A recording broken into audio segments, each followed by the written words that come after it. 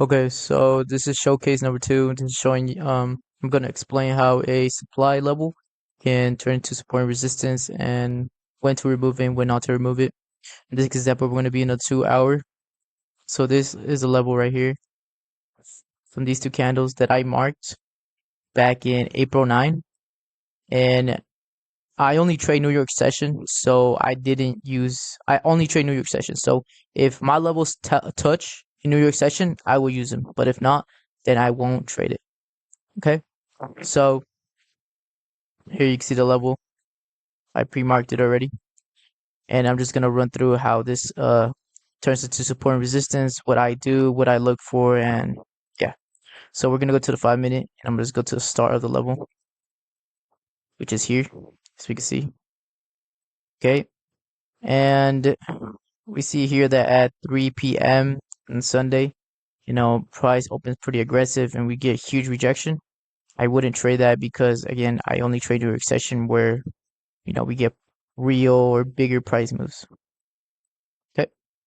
So here where price opens, we tap. So I think this is a trade that I did take. I think if I had an imbalance here on AMP Coin Tower, I would have taken it, looking at the footprint.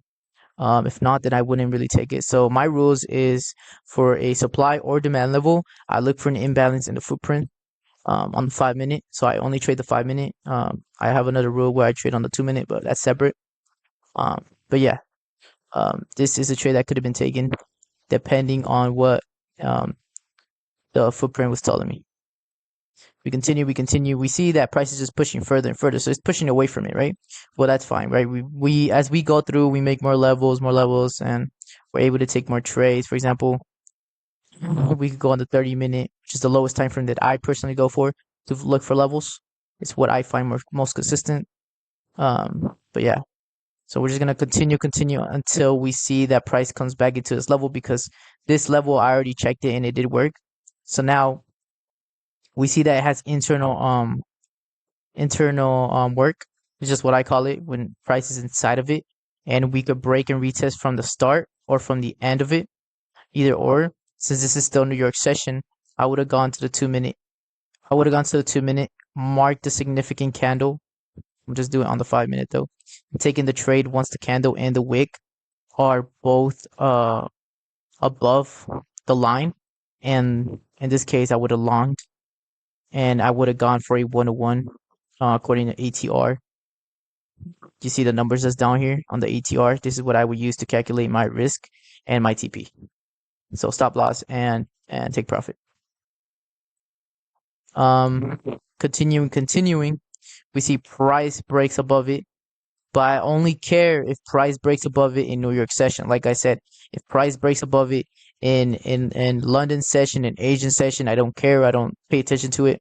To me, it's just not worth looking at because there is less volume and less everything overall. So I just don't pay too much attention to it. Now, on April 25th, we see that we're getting internal work. So what I would do is go on the 2 minute, look for the most significant candle. When it's tapping right here, let's say price opens here, right, at 6:30. Price pushes down aggressively down, as we can see on the 5 minute.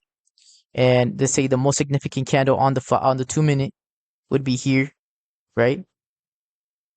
Once price breaks above it, candle and wick, I would long this and I would use ATR to find my risk and define my take profit. Same thing here. Same thing right here. Would do the same thing. Same thing right here. Same thing right here. And of course, this strategy isn't foolproof. Obviously, it's not foolproof. Sometimes it works, sometimes it doesn't work. It just kind of depends on the market, right? So when it doesn't work, it's just let it go. Get rid of the level, get a new level. Yeah. And since this level worked initially, I kept it. I only keep levels that work, right? So for example, um, let's say I have this level right here. I mark the level, price coming in, and price just absolutely rejects the supply level, just ignores it. I would get rid of it, right? I would get rid of that. If there's nothing telling me that I should keep this level, I won't keep it. And we're seeing that this level is holding really strongly. So once price, okay, so I'm sorry about that. I split the video up on accident. It's fine though. Back to it. So what I was talking about is the support and resistance here. So we see that price breaks above it. So now that price breaks above it, these levels will turn yellow, right? This just tells me that this is now support and resistance and no longer a supply level, right? So what we will look for is on the 2-minute, go back to the 2-minute, try to find the change of stand delivery, which is the most significant candle that is pushing down here. I'm gonna just stay on the 5 minutes so I don't have to scroll back so many times. And I will enter this trade once price breaks above it, candle and wick. And again, use ATR for my risk. So we're gonna continue. And we see this day also we had another internal work, again using change of stand delivery. Yeah, so I'm not gonna say too much about this one. I kind of want to wait until we break above below this start so I could talk about it more. Again, we get another tap here. This I wouldn't trade because it wasn't a New York session. Okay, here we go. Finally. So once price breaks below it in New York session, what I would do is turn this into the support and resistance last break and retest. So let's do that. These are just my rules. You don't have to follow my rules. It's just my rules and my opinions. All right. So now that this has occurred, we break below it. I am looking right here. Moment price taps this, I'm looking for a change of stand delivery. So right here, let's say this is the most significant candle. Or we could say something like right here on the 2-minute. Again, I do this on the 2-minute. Change of stand delivery. If price had come down here, I would have shorted here. And then using again ATR for my TP and stop loss. Here we see that it works, but by the time price had break above it, I would have removed the level. Okay, because that's the last cycle. That's the last move